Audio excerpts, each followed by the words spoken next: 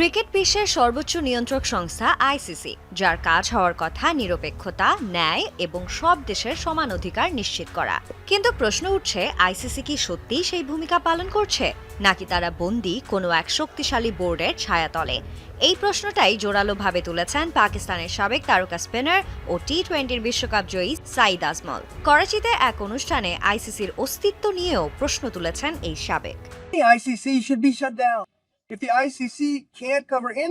বিশ্ব ক্রিকেটের সামগ্রিক স্বার্থে যদি আইসিসি নিরপেক্ষ ও নীতিগত সিদ্ধান্ত নিতে না পারে, তাহলে তাদের কার্যক্রম বন্ধ করে দেওয়া উচিত। আইসিসি যদি ভারতীয় বোর্ডের উপর নিজের সিদ্ধান্ত কার্যকর করতে নাই পারে, তাহলে তাদের অস্তিত্বেরই কোনো প্রয়োজন নেই।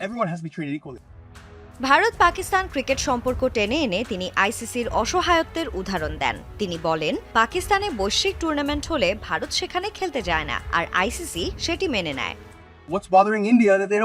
ভারতের পাকিস্তানে খেলা থেকে বিরত থাকার কোনো যৌক্তিক কারণ নেই, কিন্তু আইসিসি অসহায় কারণ এটি এখন ভারতীয়দের দ্বারা নিয়ন্ত্রিত।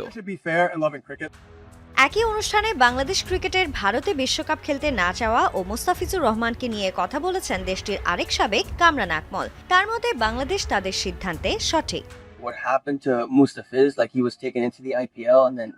মোস্তাফিজের সাথে যেটা হয়েছে সেটা সত্যি দুঃখজনক। আবার মিডিয়াতে এসে বলা হয় নিরাপত্তার কারণে বাদ দেয়া হয়েছে ফিজকে।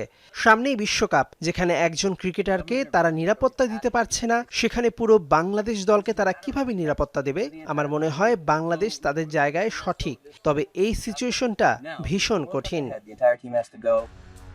এই দুই ক্রিকেটারের মন্তব্যে ভেসে উঠছে বিশ্ব ক্রিকেটের ক্রমবর্ধমান অসাম্যের প্রতিচ্ছবি। প্রশ্ন এখন একটাই, আইসিসি কি সত্যিই বিশ্ব ক্রিকেটের অভিভাবক, নাকি ক্ষমতাবানদের কাছে বন্দী একটি নামমাত্র সংস্থা? সঞ্জনা আইভি, যমুনা স্পোর্টস।